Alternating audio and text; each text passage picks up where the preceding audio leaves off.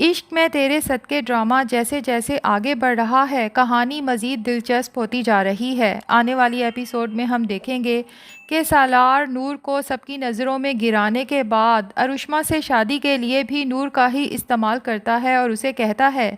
کہ تم نے امی کو میری اور ارشما کی شادی کے لیے جیسے کیسے کنونس کرنا ہے۔ نور سالار کو صاف انکار کر دیتی ہے کہ یہ سب میں نہیں کر سکتی، آپ خود جا کے پھپھو سے بات کر لیں کیونکہ مجھ سے تو پھپھو بات تک کرنے کی روادار نہیں ہیں، جس پہ سالار نور کو دھمکی دیتا ہے کہ اگر تم نے میرا کام نہ کیا تو میں تمہیں یہیں کھڑے کھڑے طلاق دے دوں گا، اور جب تم سب گھر والوں کے سامنے بتاؤ گی کہ میں تمہیں طلاق دے چکا ہوں تو میں سب کے سامنے مکر جاؤں گا، پھر خود ہی سوچو کہ تم اس گھر میں کس حیثیت سے رہو گی۔ اگر تم چاہتی ہو کہ میں تمہیں طلاق نہ دوں تو تمہیں موم کو کچھ بھی کر کے راضی کرنا ہی ہوگا۔ میری ایک دفعہ ارشما سے شادی ہو جاتی ہے تو اس کے بعد مجھے کوئی اعتراض نہیں، تم بھی میری بیوی کی حیثیت سے گھر کے کسی کونے میں پڑی رہنا۔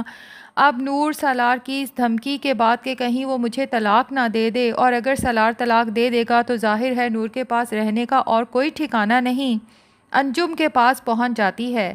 جہاں فرحہ اور ساجدہ بھی موجود ہوتی ہیں۔ نور اپنی پھپھو سے کہتی ہے کہ پھپھو میں بے گناہ ہوں لیکن جانتی ہوں کہ میری کوئی بھی صفائی آپ لوگوں کے دلوں کو میری طرف سے کبھی صاف نہیں کرے گی۔ اگر میں اپنی بے گناہی ثابت کرنے کے لیے حلف بھی اٹھا لوں تب بھی آپ لوگوں کی نظروں میں نہ تو معتبر ہو سکتی ہوں نہ ہی بے گناہ ثابت ہو سکتی ہوں، کیونکہ آپ لوگوں کو وہی نظر آ رہا ہے جو آپ کو دکھایا گیا ہے، حالانکہ حقیقت اس سے بہت مختلف ہے۔ لیکن میں یہ فیصلہ اللہ پر چھوڑتی ہوں، ایک نہ ایک دن تو حقیقت آپ سب کے سامنے آئے گی ہی۔ اب یہ باتیں سن کے انجم کے دل میں تھوڑا سا نور کے لیے رحم آتا ہے جو اس کی آنکھوں میں بھی جھلکنے لگتا ہے، لیکن ساجدہ جب دیکھتی ہے کہ انجم کا دل نرم پڑ رہا ہے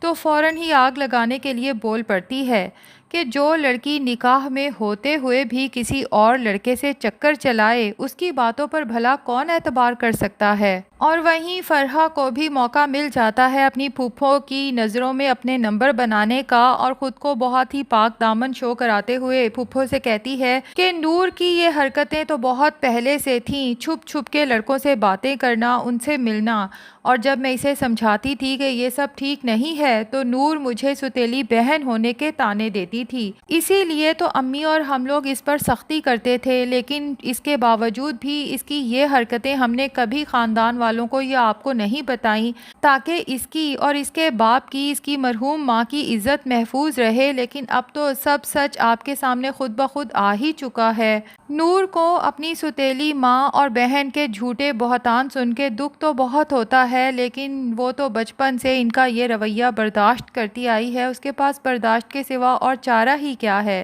خیر اپنی پھپھو سے کہتی ہے کہ میں صرف آپ سے یہ کہنا چاہتی ہوں کہ آپ سالار کی شادی ارشما سے کر دیں، مجھے اس رشتے پر کوئی اعتراض نہیں ہے۔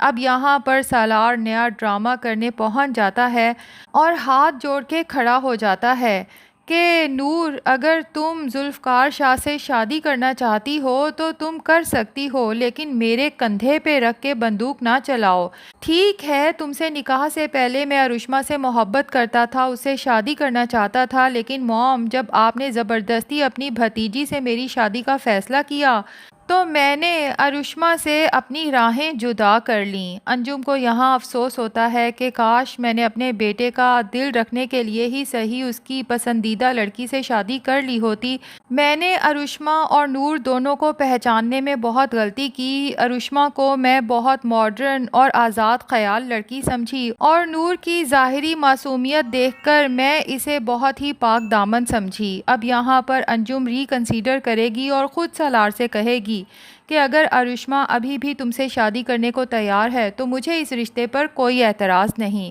لیکن یہ سب اتنی جلدی نہیں ہوگا کیونکہ ابھی فرحہ بھی تو اس گھر میں موجود ہے جو سالار اور نور کا رشتہ اسی غلط فہمی میں ختم کروانے آئی ہے کہ اگر ان دونوں کا رشتہ ختم ہوگا تو اس کا راستہ آسان ہو جائے گا اور سالار سے شادی کر کے اپنی پھپھو کے محل جیسے گھر میں راج کرے گی۔ لیکن جس دن سالار اور ارشما کی شادی ہوگی، فرحہ کے 14 طبق تو اس دن روشن ہوں گے۔ بہرحال فی الحال تو نور ایک دفعہ پھر دہائیاں دیتی ہے کہ میں ذوالفقار شاہ کو نہیں جانتی، نہ میرا اس کے ساتھ کوئی ایسا رشتہ ہے۔ یہ باتیں بے بنیاد ہیں، لیکن نور ایک دفعہ پھر جھوٹی ثابت ہونے والی ہے، کیونکہ ادھر ذوالفقار شاہ مسلسل نور کو کال کرنے کی، کانٹیکٹ کرنے کی کوشش کرتا ہے، لیکن نور جو ذوالفقار کا نمبر بلاک کر چکی ہے، تو ذوالفقار بہت پریشان ہو جاتا ہے۔ اسے لگتا ہے کہ شاید نور کسی بہت بڑی مشکل میں گرفتار ہے، تبھی اپنے دل کے ہاتھوں مجبور ہو کے سالار کے گھر پہنچ جاتا ہے۔ اب سالار جب ذوالفقار شاہ کو اپنے گھر کے اندر انٹر ہوتے دیکھتا ہے تو اسے تو شدید غصہ آتا ہے، جبکہ ذوالفقار شاہ سیدھی بات کرتا ہے کہ میں یہاں صرف یہ معلوم کرنے آیا ہوں کہ نور ٹھیک تو ہے نا۔ یہاں پہلی بار سالار کو ذوالفقار شاہ سے حسد محسوس ہوتا ہے کہ آخر یہ میری بیوی کے لیے اتنا کنسرنڈ کیوں ہے۔ تبھی غصے میں کہتا ہے کہ تم ہوتے کون ہو نور کے بارے میں بات کرنے والے، یہ مت بھولو کہ وہ میرے نکاح میں ہے۔ جس پہ ذوالفقار شاہ کو بھی غصہ آ جاتا ہے اور سالار کو للکارتے ہوئے کہتا ہے کہ اس سے پہلے کہ میں تمہارے سارے راز تمہارے گھر والوں کے سامنے رکھوں، میرے سامنے یہ ڈرامے بازی کرنے کی ضرورت نہیں ہے، کیونکہ فی الحال میں یہاں تم سے لڑنے نہیں، صرف نور سے ملنے آیا ہوں، بلاؤ اس کو۔ اور پھر ذوالفقار شاہ خود ہی اونچا اونچا نور کو پکارنا شروع کر دیتا ہے۔ نور تو جب اپنا نام سنتی ہے شدید پریشان ہوتی ہے اور بھاگتے ہوئے باہر کی طرف آتی ہے، اور باہر کا شور سن کے باقی گھر والے بھی باہر کی طرف دوڑتے ہیں، جہاں پر نور ذوالفقار شاہ کے سامنے ہاتھ جوڑ کے منت کرتی ہے کہ پلیز خدا کے لیے یہاں سے چلے جائیں اور دوبارہ مجھ سے رابطہ کرنے کی ضرورت نہیں ہے۔ جبکہ سالار سوچتا ہے کہ بہت اچھا موقع ہے نور کو سب گھر والوں کے سامنے مزید بدنام کرنے کا، تبھی نور سے کہتا ہے کہ بس کر جاؤ یہ ڈرامے، تم نے خود ہی تو کال کر کے اسے یہاں بلایا ہے۔ ذوالفقار جب سالار کو نور سے اس طرح بدتمیزی سے بات کرتے دیکھتا ہے تو اسے برداشت نہیں ہوتا، تبھی سالار پر گن تان لیتا ہے کہ اگر نور سے اس طرح سے بات کی تو مجھ سے برا کوئی نہیں ہوگا۔ اور یہ منظر سب گھر والے اپنی آنکھوں سے دیکھ لیتے ہیں اور ہکا بکا رہ جاتے ہیں۔ اب تو نور پر کوئی چاہ کر بھی یقین نہیں کرے گا، لیکن یہاں پر افسوس تو انجم پر ہوتا ہے۔ اس نے تو نور کو اپنی آنکھوں کے سامنے بڑے ہوتے دیکھا ہے، اس کے باوجود بھی سالار کے جھوٹ پر اتنا جلدی یقین کر لیا، جبکہ وہ جانتی ہے کہ سالار اس شادی کے لیے پہلے سے ہی راضی نہیں تھا، اور اپنے بیٹے کے کرتوت آج تک انجم کو پتہ نہیں چلے۔ جب وہ ڈرنکنگ کر کے گھر آتا تھا تو انجم کو کبھی شک ہی نہیں ہوا کہ اس کا بیٹا کیا حرکتیں کرتا پھر رہا ہے۔ اور ادھر ساجدہ کی بھی سمجھ نہیں آتی، وہ تو فرحہ کو یہاں چھوڑنے آئی تھی کہ میں کل صبح گھر واپس چلی جاؤں گی، لیکن اب تو اتنے دن گزر گئے، ساجدہ یہیں برات جمان ہے،